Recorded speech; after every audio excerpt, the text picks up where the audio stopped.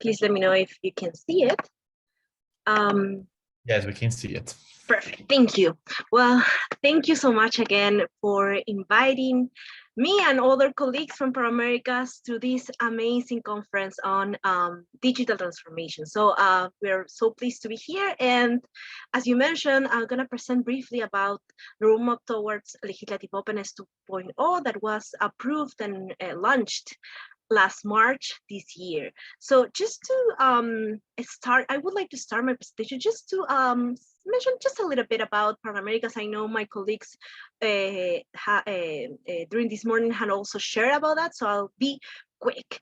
Well, as you've been hearing before, where ParlAmericas is promotes the parliamentary diplomacy in the inter-American system and is composed by the national parliaments of the 35 countries that are from North, Central, South America, and the Caribbean. We facilitate the exchange of parliamentary good practices, and for the last 20 years, ParlAmericas has convened leaders, presiding officers, and senior parliamentary staff from the legislative branches to create synergies and joint actions that address hemispheric priorities as the one we are as the one that we are now speaking about. So and something that I would like to I always like to highlight is that ParlAmericas is run and for parliamentarians, and that's why we have a board of directors that represents 17 countries from the Americas and the Caribbean. We also have parliamentary networks, as you can see there, on certain topics: gender equality, open parliament network, and climate change. And we also establish an institutional space for parliamentary staff to also exchange interesting experiences and peer learning on ParlAmericas. And our current president is Senator Blanco Velar from Paraguay, and the vice president of ParlAmericas is the Honorable Bridget Anicet George, Speaker of the House of Representatives of Trinidad and Tobago. So to start my presentation, we just a little bit of a story here is that we approved the roadmap towards legislative openness in 2016.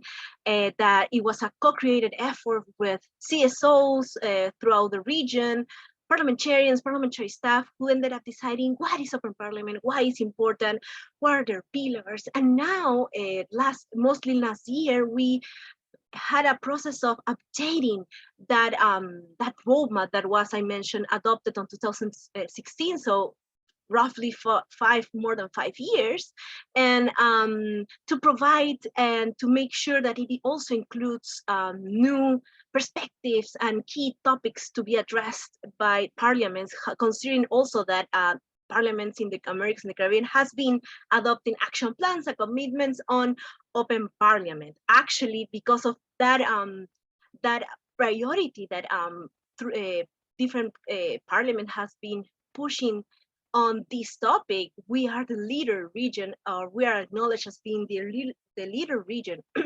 across the world on this topic. So one of the main changes of this new roadmap, this 2.0 roadmap, it's the definition of open parliament, which is, as you can see there, a management and innovation model based on co-creation processes between legislators, parliamentary staff, civil society organizations, academia, and citizens that is aiming to strengthen parliamentary functions to continue reinforcing these 4 pillars: transparency and access to information, accountability, public participation, ethics, and probity within our democratic system.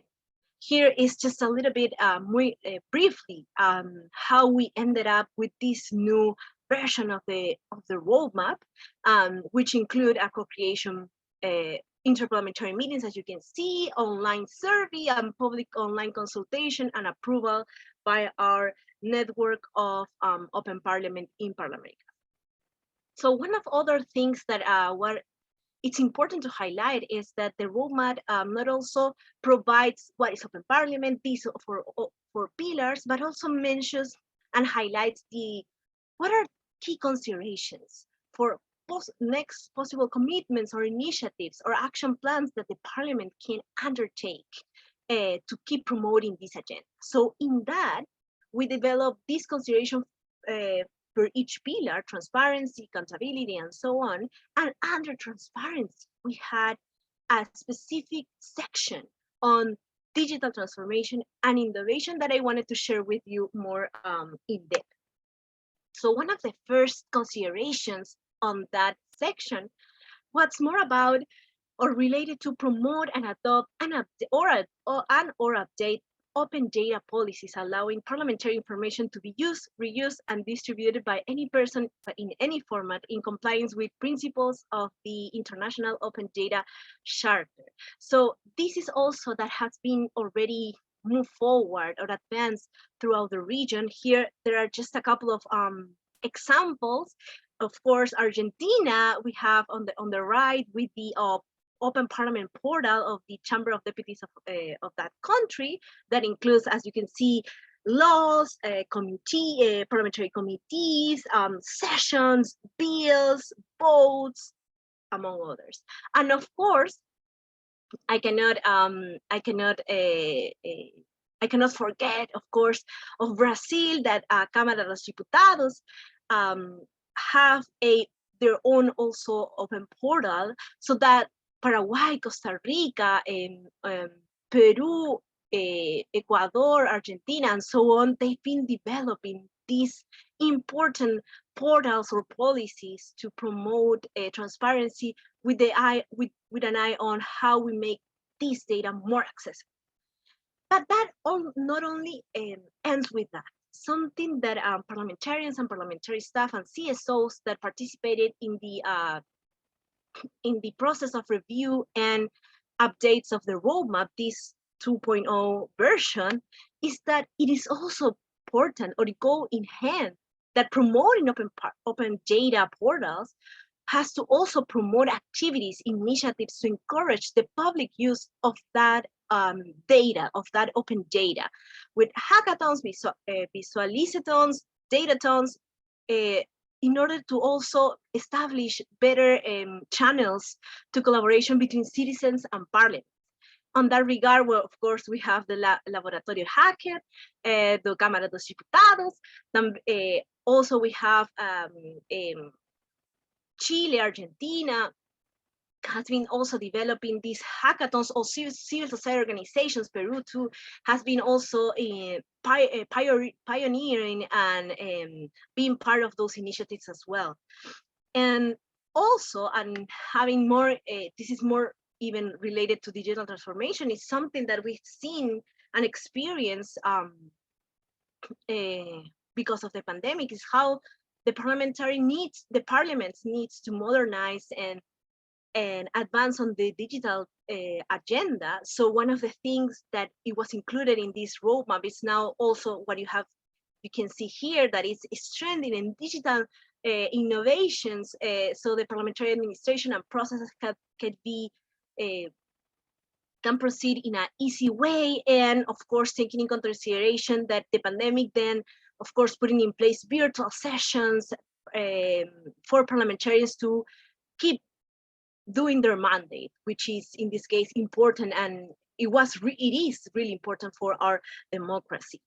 But one of the things that is important to highlight here is how first is the digital divide, how investing in digital innovation, it is important, but also we need to take into consideration that how parliaments or how citizens in general are actually accessing to internet or the ICT tools. So it is important to take into consideration because digital transformation in general has this great potential to make sure that leaving no one behind, and provide a voice to everybody.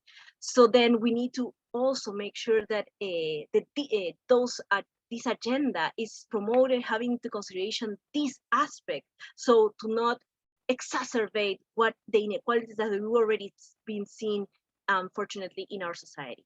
And something that it also was highlighted by Alicia Todd in a previous panel is that digital transformation gives us also an opportunity to also think on how investing in this is also contributing to green and sustainable practices within Parliament. For instance, simplifying time-consuming paper-based tasks, among others, that has helping, for instance, Uruguay, trying to reduce the amount of paper that is used by the Parliament and its processes, and how ended up also contributing to fight against corruption. Here you can see a couple of examples of, for instance, virtual sessions, Ecuador, Peru, and here it's also a publication on a guide on green parliaments that has been produced by ParlAmericas as well.